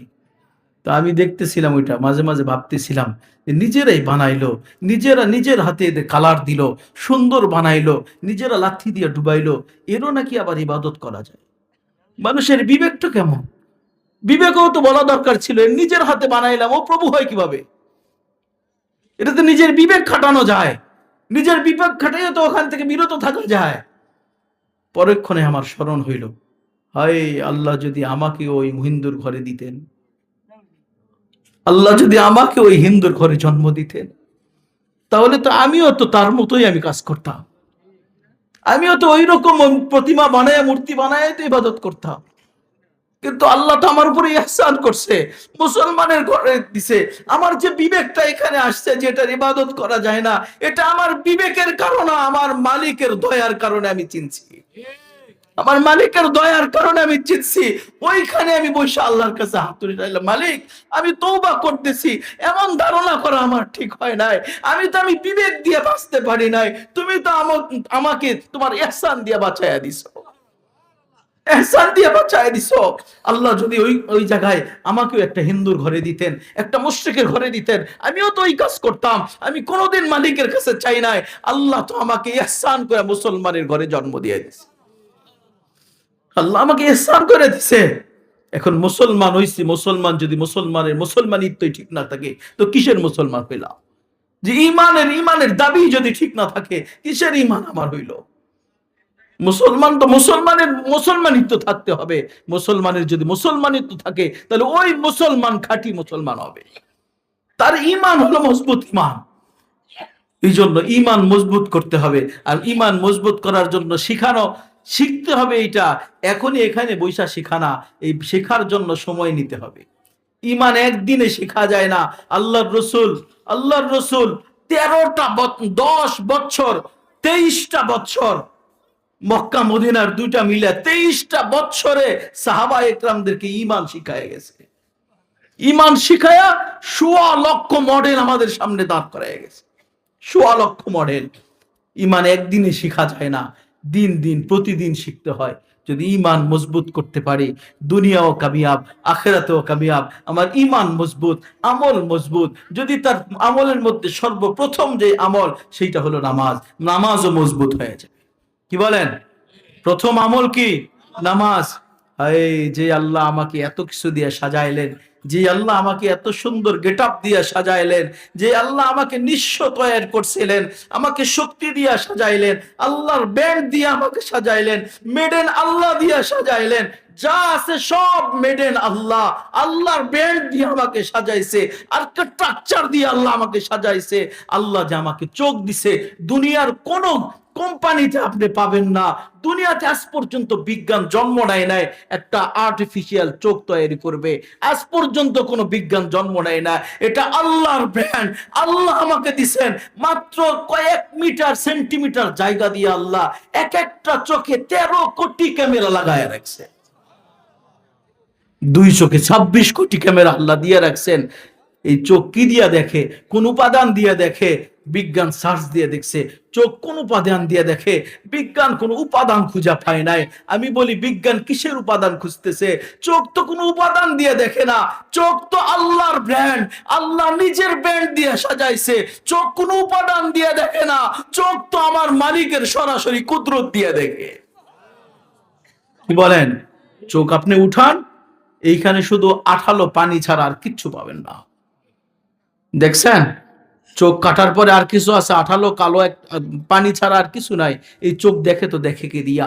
আল্লাহ প্রত্যেকটা বান্দার হাড়ের উপরে এক একটা ফেরেশতা বসায় রাখছেন। ওইদিকে লম্বা হয়ে যাবে, যাইতে চাইতেছি না, শুধু বুঝাইতে চাইতেছি। প্রত্যেকটা মানুষের হার্ট চলতেছে। আমি বিজ্ঞানকে যদি জিজ্ঞেস করি হার্ট কি দিয়ে চলে, বিজ্ঞান বলে এই হার্ট ভাল্ব দিয়ে চলে। আমি বলি ভাল্ব কি দিয়ে চলে, বিজ্ঞান ওই জায়গায় মাথা নত করে বলে আমার কাছে আর জবাব নাই। আমি তো বলি যদিও হার্ট বাল্ব দিয়ে চলে, বাল্ব কি দিয়ে চলে? আমি বলবো বাল্ব তো কোন উপাদান দিয়ে চলে না, আমার মালিকের সরাসরি কুদরত দিয়ে চলে।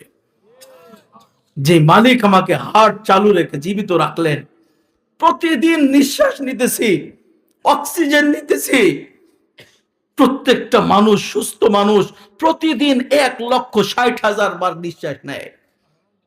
1,60,000-এর মধ্যে একবার যদি নিঃশ্বাস বন্ধ হয়ে যায়, ও মানুষ মানুষ থাকবে না, ডেড হয়ে যাবে। ও কি সবাই লাশ বলবে? লাশ। যেই নিঃশ্বাস দিয়ে আল্লাহ বাঁচায় রাখছে, আমার তো উচিত ছিল যতবার নিঃশ্বাস নিতেছি, যতবার আল্লাহ আমাকে নিঃশ্বাস দিয়ে বাঁচায় রাখছে, ততবার আল্লাহর নাম নিয়া এক একবার আল্লাহ বলে ডাক দেওয়া। কয়বার ডাকছি? ওই আল্লাহকে কয়বার ডাকছি? ওই আল্লাহ যদি বিদ্যুতের মিটারের মতো যদি মিটার লাগায় দিত, একটা মিটার, শুধু নিঃশ্বাসের বিল দেওয়া লাগবে, প্রতি নিঃশ্বাসে 1 পয়সা বিল দেওয়া লাগবে, তাহলে পার হেড প্রতিদিন 1600 টাকা বিল দেওয়া লাগতো। কয় টাকা বিল দিয়েছি? যদি এতটুকু করতাম, যে আল্লাহ 1600 টাকার নিঃশ্বাস, 1600 টাকা এটা তো কোনো মূল্যই না যদি 1 পয়সা ধরা হয়, তারপরেও 1600 টাকা হয়, তাহলে কি আমরা কোন জায়গায় প্রতিদিন 1600 টাকা দান করছি? করছি, দান করছি? আমার তো উচিত ছিল আল্লাহ যেটা দিয়ে আমাকে বাঁচায় রাখছে তার বিনিময়ে কিছু তো দেওয়া, কিছুই তো দিতে পারি নাই। আল্লাহ শুধু বলছে তোকে আমি 5 বার ডাকি, যে নিঃশ্বাস দিয়ে তোকে আমি বাঁচায় রাখছি, এর উপকারের ফলস্বরূপ হইলেও তো আমার কদমে সেজদা লাগায় দেওয়ার কথা ছিল। যে আল্লাহ নিঃশ্বাস দিয়ে বাঁচায় রাখছে, যে আল্লাহ আমাকে অস্তিত্ব দিছেন, ওই আল্লাহর সাথে পাঙ্গা নিতেছি। ওই আল্লাহ 5 বার ডাকে, যুবক ঘাড় মরিয়া অন্যদিকে চলে যায়। 5 বার আল্লাহ ডাকতেছে। আজকে এখান থেকে উঠে যাব, আজকে ওয়াদা করে উঠবো। ওয়াদা করবেন? এখান থেকে ওয়াদা করে উঠবো। ওয়াদা। যে আল্লাহ আমাকে প্রতিদিন 1,60,000 বার শ্বাস দিয়ে জীবিত রাখছে, যে আল্লাহ হার্টে ফেরেশতা বসে আমাকে হার্ট চালু রাখছেন, যেই আল্লাহ চোখের মধ্যে 13 কোটি ক্যামেরা দিয়া রাখছে, আল্লাহ তাআলা আমার কণ্ঠনালীতে ফেরেশতা বসায় খেদমত করাইতেছে, ওই আল্লাহর জন্য প্রতিদিন 5 ওয়াক্ত নামাজ, বিনা ওজরে কোনোদিন নামাজ ছেড়ে দিব না। পারবো ইনশাআল্লাহ? ওয়াদা করতে পারবো ইনশাআল্লাহ? শুধু আমরা পুরুষরা না, আমার মা বোনরাও যদি থাকে তারাও এখানে ওয়াদা করব। আমার আল্লাহ ক্যামেরা দিয়ে ছবি উঠায় রাখতেছে, আরশ থেকে ছবি উঠায় রাখতেছে, যে আমরা ওয়াদা করে যাব এখান থেকে, যে আল্লাহর কারণে আমার অস্তিত্ব, যে আল্লাহ নিঃশ্বাস দিয়ে বাঁচায় রাখছে, আজকের পর বিনা ওজরে 5 ওয়াক্ত নামাজ আমরা ছাড়বো না। পারবো না ইনশাআল্লাহ? আল্লাহ কবুল করুক। যে আল্লাহ আমাদেরকে নিঃশ্বাস দিয়ে বাঁচায় রাখলেন, তার জন্য আমরা ইবাদত করব। খাঁটি ঈমানের ফলশ্রুতিতে প্রথম ইবাদত হইল নামাজ। দ্বিতীয়ত আল্লাহ ইহসান করে আমাদেরকে শেষ নবীর উম্মত বানাইছে। কি বলেন? বলছিলাম আল্লাহর কাছে কোনোদিন যে আমাকে শেষ নবীর উম্মত বানান, কিন্তু আল্লাহ তো ইহসান করে বানায় দিছে। সমস্ত পৃথিবীর যত উম্মত আছে সবাইকে এক জায়গায় করছে, ওইখান থেকে আল্লাহ শেষ নবীর উম্মতকে বাছাই করছেন। আব্দুর রহমান এটা আমার শেষ নবীর উম্মত, আব্দুল্লাহ এটা শেষ নবীর উম্মত, এটা আব্দুর রহিম এটা শেষ নবীর উম্মত। আমরা এখানে যে যারাই বসা আছি এছাড়াও যত উম্মত আছে ও মেরে দোস্ত, সমস্ত মানুষকে আল্লাহ নিজের কুদরতি হাতে একটা একটা করে বাছাই করে আমাদেরকে শেষ নবীর উম্মত বানায় দিছে। কিন্তু আমাদের কাছে মূল্য নাই, রসুলের মূল্য আমাদের কাছে নাই। আমি আর লম্বা করতে চাইতেছি না, শুধু এতটুকু বলবো, আল্লাহ রসুল যতদিন দুনিয়াতে ছিলেন আমাদের ফিকির নিয়ে গেছেন। এমনকি যখন দুনিয়া থেকে বিদায় নিতেছেন ওই সময় পর্যন্ত আমাদের ফিকির নিয়ে যাইতেছেন। মালাকুল মউত আল্লাহ রসুলের দরবারে আসছে, বলতেছে খাইয়ারাকাল্লাহ, আল্লাহ আপনাকে ইখতিয়ার দিয়েছেন, দুনিয়ায় থাকলে থাকতে পারেন, রফিকে আলায় গেলে যাইতে পারেন। আল্লাহ আপনাকে ইখতিয়ার দিয়েছেন, কারণ দুনিয়া চিরস্থায়ী না। লাউ কানাতিদ দুনিয়া মুখাল্লাদা মা মাতা মুহাম্মাদা, যদি দুনিয়া চিরস্থায়ী হইতো মুহাম্মদুর রাসূলুল্লাহ বিদায় নিতেন না। আমাদেরও চাইতে হবে। রসুলকে ইখতিয়ার দেওয়া হয়েছে, আমাদেরকে ইখতিয়ার দেওয়া হয় না। রসুলকে ইখতিয়ার দিচ্ছেন। আল্লাহ রসুল বলেন, আমি যদি চলে যাই, আমি যদি রফিকে আলাই চলে যাই, আমার অবর্তমানে আমার উম্মতের দায়িত্ব কে নিবে? আমি আমার উম্মতকে কার হাতে দিয়া যাব? আরে যখন বাড়ির মুরব্বী দুনিয়া থেকে বিদায় নাই, সংসার বলো ছেলের হাতে উঠায় দেয়, সংসার তার হাতে উঠায় দেয়া যায়, আমি আমার উম্মতকে কার হাতে দিয়া যাব? জিবরাইল দৌড়ে আসছে আর বলছে, আল্লাহ নিজে বলছেন আপনি যদি রফিকা আলায় চলে যান, আপনার অবর্তমানে আল্লাহ নিজে আপনার উম্মতের দায়িত্ব নিয়ে নিবে। আল্লাহ নিজে বলছেন, লাম ইখজিকা মিন উম্মাতিক, আপনার উম্মতের কারণে আপনাকে আমি লজ্জিত করব না। ইয়াউমা লা ইখজিল্লাহু আন-নাবিয়্যা ওয়াল্লাযীনা আমানু মা, আপনার উম্মতের কারণে আপনাকে আমি লজ্জিত করব না। আল্লাহর রাসূল দুনিয়া থেকে বিদায় নিতেছেন, আমাদের ফিকির নিয়ে যাইতেছেন। শুধু এইখানে না, কিয়ামতের দিন পর্যন্ত আমাদের ফিকির নিয়েই থাকবে। একটা হাদিস শুনে যায়, আল্লাহর রাসূল বলেন, বুখারীর হাদিস, ইন্না লিকুল্লি নাবিয়্যিন দাওয়াতান মুস্তাজাবা। আল্লাহর রাসূল বলেন, প্রত্যেকটা নবীকে আল্লাহ এক একটা কবুল দোয়া দিছিলেন। কবুল দোয়া করতে দেরি, কবুল হইতে দেরি হয়। ইয়াদউনা বিহা ফিদ দুনিয়া, সমস্ত নবী তাদের ওই দোয়া ব্যবহার করছেন। ওয়াখতাবাতু দাওয়াতি শাফাআতান লিউম্মতি ইয়াউমাল কিয়ামা, আমি আমার ওই দোয়া ব্যবহার করি নাই, আমি ওই দোয়া গচ্ছিত রাখছি। আমি উহুদে কষ্ট করছি, তায়েফে কষ্ট করছি, বদরে কষ্ট করছি, তারপরে আমার ঘরে 15 দিন আগুন জ্বলে নাই, ওই দোয়া আমি ব্যবহার করি নাই। আমি জানি আমার উম্মতের জিন্দেগি দুনিয়াটা কেটে যাবে, যার 10 তলায় কাটতেছে তারও কাটবে, যার 5 তলায় কাটতেছে তারও কাটবে, কিন্তু আখিরাতের জিন্দেগি কাটবে না আমার উম্মতের। আল্লাহ রাসূল আমাদেরকে ভালোবাসেন। কিয়ামতের দিনের জন্য আল্লাহ রাসূল বলেন, ওই দোয়া আমি গচ্ছিত রাখছি। যেদিন দেখবো আমার উম্মত মিজানের পাল্লায় ফেসে গেছে, যখন দেখবো আমার উম্মত পুলসিরাতে ফেসে গেছে, আমার উম্মত হাশরের ময়দানে ফেসে গেছে, ওই সময় আমার ওই দোয়া ব্যবহার করে উম্মতের নাজাতের ব্যবস্থা করে দিব। ওই রসুল আমাদের জন্য ওই পর্যন্ত করে গেলেন। আমরা ওই রসুলের সুন্নত কতটুকু মানলাম? কি বলেন? কতটুকু মানলাম? ইমানের দাবি তো ছিল যে রসুল আমার জন্য ফিকির করতেছেন, কিয়ামত পর্যন্ত আমার পুরা শরীর রসুলের সুন্নত দিয়ে সাজানো দরকার ছিল, সাজানো দরকার ছিল। এই জন্য আমার রসুলের সুন্নত মেনে যেতে হবে। যে রসুল আমার জন্য এত কিছু করলেন, ওই রসুলের সুন্নত আমার মানতে হবে। ওয়াদা নিয়ে এখান থেকে উঠবো যে রসুল আমার ফিকিরে গেছেন, ওই রসুলের সুন্নত যতদিন পর্যন্ত আল্লাহ আমাকে রাখছে, রসুলের সুন্নতের বাহিরে কোনো কাজ করব না। পারবো না ইনশাআল্লাহ? এখন আবার ঈমান শিখা লাগবে। কোথায় শিখবো? কোথায় শিখবো? আল্লাহ ঈমান আমল শেখার জন্য তালিমুল কোরআন মাদ্রাসার মতো বহু মাদ্রাসা দিছে। আল্লাহ ইহসান করে আপনার এলাকায় তালিমুল জয়নাল আবেদিন তালিমুল কোরআন বালিকা মাদ্রাসাও দিছে। এটা ইহসান, আল্লাহর ইহসান। ঈমান শেখার জায়গা। শুধু পুরুষরাই শিখবে? কি বলেন? শুধু পুরুষরা শিখবে? নারীদের শিখতে হবে না? নারীদের শিখতে হবে। আজকে আমাদের নারীদের না শিখার কারণে সবচেয়ে বেশি পথভ্রষ্ট হইতেছে নারীরা। কি বলেন? ক্ষতিগ্রস্ত হইতেছে নারীরা। যদি তারা হইতো মুসলমান নারী, কোনোদিন মুসলমান যুবতী কোনোদিন একজন হিন্দুর সাথে পালায়া যাইতে পারে না। কি বলেন? যদি তার ঈমান থাকতো, সে কখনো একজন বিধর্মীর সাথে যাইতে পারে না। এই জন্য আল্লাহ রসুল বলেন নারীদেরকে, আল্লাহ রসুল বলেন মা তারাকতু বাদি ফিতনাতান আদররু আলা রিজাল মিনান নিসা, আমার পরে পুরুষদের জন্য সবচেয়ে ক্ষতিকর ফিতনা আমি নারী ছাড়া আর কাউকে দেখি না। তাদেরকে যেমন ইকা বলছে, এই জন্য তাদের ঈমান শিখানো দরকার, দ্বীন শিখানো দরকার, যাতে করে তারা ক্ষতিগ্রস্ত না হয়, এমন ভাবে ঈমান শিখায় দিব। আল্লাহ রসুল বলেন নারীর জন্য তো জান্নাতে যাওয়া বড় সহজ। কি বলেন? সহজ না?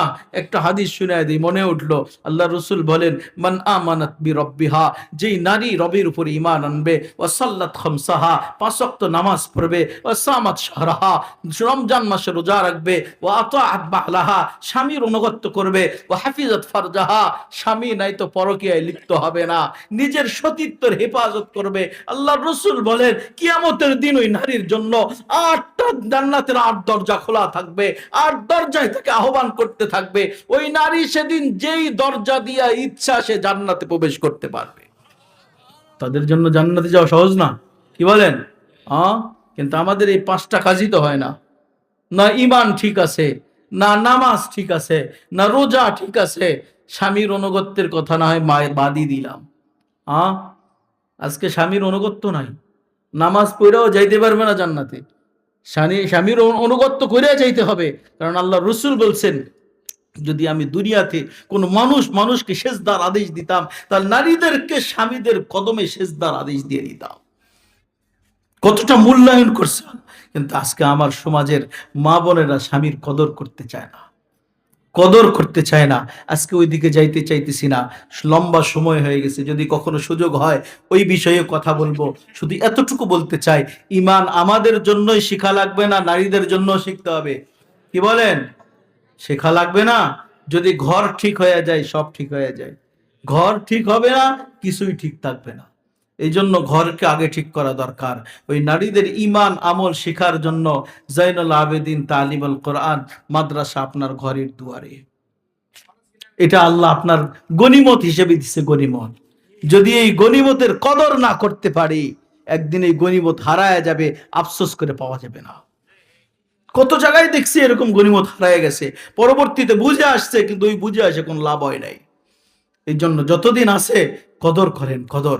এইখানে আমাকে ঈমান শিখতে হবে, আমল শিখতে হবে, নামাজ শিখতে হবে। যেই জায়গাটা ঈমান শিখার জায়গা, যেই জায়গাটা আমল শিখার মারকাজ, যেই জায়গায় নামাজ শিখার মারকাজ, ওই জায়গাটা টিকে রাখার দরকার আছে না নাই? কি বলেন? টিকা রাখার দরকার আছে তো। কি দিয়া টিকা রাখবো? এটা কি সরকারি অনুদানে চলে? কি বলেন? সাধারণ মানুষের অনুদানেই চলে। তো এই মাদ্রাসাগুলো, মার্কাজগুলো টিকা রাখবো তো রাখবো কি দিয়া? প্রশ্ন হয় না? হয় না? প্রথম নম্বর, আমাদের সন্তানকে মাদ্রাসায় দিব। আমাদের মেয়ে সন্তান যারা আছে, ছোট বাচ্চা যারা আছে, তাদেরকে আমরা মাদ্রাসায় দিব। দ্বিতীয় নম্বর, যেহেতু আমাদের এখানে সরকারি কোনো অনুদান নাই, এই মাদ্রাসার যত প্রয়োজন আছে আমাদেরকেই মিটাইতে হবে। কি বলেন? কে মিটাই দিবে? অন্য এলাকার মানুষ মিটাই দিবে? কারা মিটাবে? আমাদেরকেই মিটাইতে হবে। যদি আমাদের অবহেলার কারণে এত সুন্দর মার্কাজ যদি একসময় বন্ধ হয়, খোদার কসম আমাদেরকে আল্লাহর দরবারে কাঠগড়ায় দাঁড়াইতে হবে। এটা জেনে রাখেন। বিদায় এটাকে হেফাজত করার দায়িত্ব ওই এলাকার মানুষের। প্রথম নম্বর সন্তান দিব। দ্বিতীয় নম্বর, যদি আর্থিক প্রয়োজন হয়, আজকে আমি হিসাব শুনলাম এখানে দাঁড়ায়া 4 লক্ষ টাকা এখনো ঋণ, 4-5 লক্ষ টাকা এখনো ঋণ। আপনাদের কি উচিত ছিল প্রতিদিন কেউ না কেউ এসে জানার দরকার, হুজুর কি প্রয়োজন আছে আপনার, কতটুকু প্রয়োজন আছে, এটা তো খোঁজ নেওয়ার দরকার আমাদের নিজের থেকে। আমাদের দুয়ারে যাওয়া তো দূরের কথা, নিজের থেকে এটা খোঁজ নেওয়া দরকার ছিল যে কি অবস্থায় আছে। এটা আমার জন্য গনিমত। আমি তো মনে করি যে এলাকায় আল্লাহর কোরআন তেলাওয়াত হয়, যে এলাকায় রাসূলের হাদিস তেলাওয়াত হয়, ওই এলাকা আল্লাহ বিভিন্ন শাস্তি থেকে নাজাত দিয়ে দেয়। না হয় না? কি বলেন? মাঝে মাঝে আল্লাহ ধাক্কা দেয় তো, ঠিক না? ধাক্কা দেয় না? না ধাক্কা খান নাই? গত কয়েকদিন আগে শুক্রবারে দিছে না ধাক্কা? ওই সময় তো মনে হইতেছিল জুমার নামাজ পড়াবো নাকি আমার জানাজার নামাজ হবে, আশঙ্কায় ছিলাম। কি যে হয়, ওইখানেই তো যাইতে পারে, কখন কে চলে যাবে কেউ জানে না। এক বক্তাকে দেখলাম বয়ান করতে করতে দুনিয়া থেকে বিদায়। কে কখন যাবে বলা যাবে না, কিন্তু এতটুকু দরকার আমার যে এই মার্কাজকে আমার ঠিকায় রাখতে হবে। হইতে পারে এর ওসিলায় আল্লাহ তাআলা যে শাস্তিগুলো দিতেছেন এই শাস্তি থেকে আমাদেরকে নাজাত দিয়া দিবেন। এই জন্য এগুলো রাখা দরকার। আমি মাঝে মাঝে বলি যে ছোট্ট ছোট্ট বাচ্চা যাদের এখন আমল নামা পর্যন্ত খোলা হয়নি, আমল নামা শুরু হয় নাই, ওই ছোট্ট বাচ্চাদের কোরআনে কারিমের তেলাওয়াতের কারণে আল্লাহ আমাদেরকে এখনো সুন্দরভাবে শ্বাস নেওয়ার সুযোগ দিতেছে, শ্বাস নেওয়ার সুযোগ দিতেছে। তাদের তেলাওয়াতের কারণে, রসুলের হাদিস শেখার কারণে আল্লাহ আমাকে বাঁচায় রাখছে। এই জন্য মেরে দোস্ত, এই জন্য এতটুকু আমি বলতেছি যে এই মাদ্রাসাগুলো টিকে রাখার দায়িত্ব আমাদের। দ্বিতীয় নাম্বার, যে আমাদের অবশ্যই আর্থিক প্রয়োজন হইলে আমাকে আর্থিক সহযোগিতা করতে হবে। আমার মনে হয় কিছু আর্থিক সহযোগিতা করা দরকার এখন, কি বলেন? করা দরকার না? নগদে নগদে কিছু হয়ে গেলে তো ভালো হয়, ঠিক না? বাকি তো হবেই। নগদে যদি কিছু হয় তাহলে এটা মাদ্রাসার জন্য উপকার, নিজের জন্য উপকার, মাদ্রাসার জন্য উপকার। ও বেরে দোস্ত, আমার এক দান হইতে পারে আমার জীবনের গুনাহ মাফ করায় দিবে। না হয় না? একটা হাদিস শোনায়, উসমান রাদিয়াল্লাহু তাআলা আনহু আল্লাহ রাসূলের কাছে বসা, আল্লাহ রাসূল বলতেছে, ওসমান, মুহাজিরদের